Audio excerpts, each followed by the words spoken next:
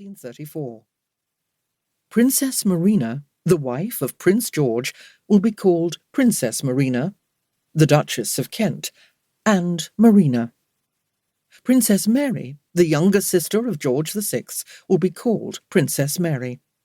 Henry Lascelles, the 6th Earl of Harwood, Princess Mary's husband, will be called Harry Lascelles and later Harry Harwood, when he inherited the earldom in 1929 on his father's death. Prince John, the youngest brother of George VI, will be called Prince John and Johnny, as he was known in the family, until his death at age 13 in 1919 from a major epileptic seizure. Other historical and collateral members of the royal family will be known by their given titles. For example, King Edward VII or Edward VII, and Queen Alexandra or Alexandra, the grandparents of King George VI. In the interests of simplicity, the terms His or Her Royal Highness and His or Her Majesty will be avoided, except in specific circumstances or when mentioned in a direct quotation. Prologue. It is a big claim to say that a single royal couple saved the centuries-old British monarchy, but King George VI and Queen Elizabeth, later known as the Queen Mother, or Queen Mum in affectionate slang, did exactly that, by an accident of history and through personal qualities that earned the admiration and support of the British public.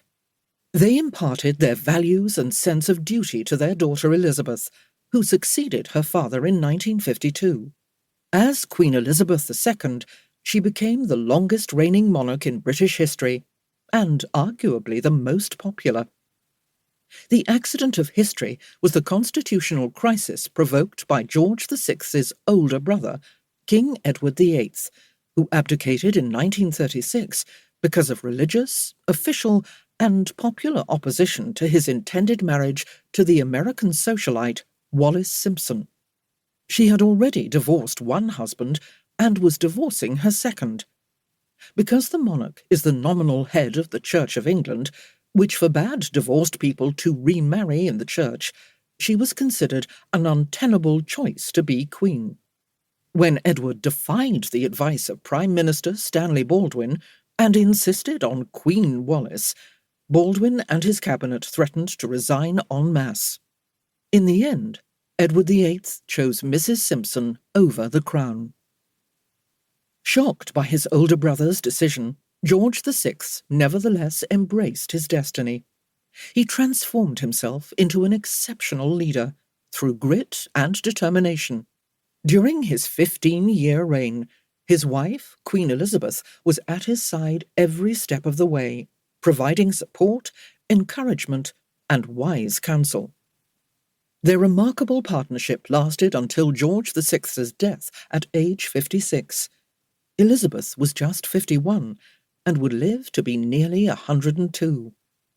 Her 50 years as a widow, the merry Queen Mum, beloved by the British people and throughout the world, have overshadowed the nearly 3 decades of a successful and happy marriage that is the scope of this book. The British actor Colin Firth said he had no idea that the Queen Mother had been George VI's wife until he made the Oscar-winning film The King's Speech, about the monarch's struggle to overcome a crippling stammer.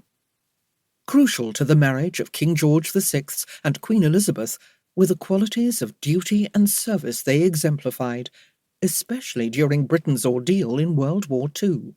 From the earliest days of the war, Adolf Hitler targeted the King and Queen. His bombers hit Buckingham Palace 9 times. On one occasion, they nearly succeeded in killing the monarch and his Queen consort. As I began my research into the lives of George and Elizabeth, I soon realized that her life was more deeply entwined with that of the king than is generally known. Not only is theirs a touching love story, with surprising dramatic twists, it is a story of inspiration in the most challenging circumstances. Repeated personal tragedies and ailments, the ravages of 2 world wars, and a terminal illness.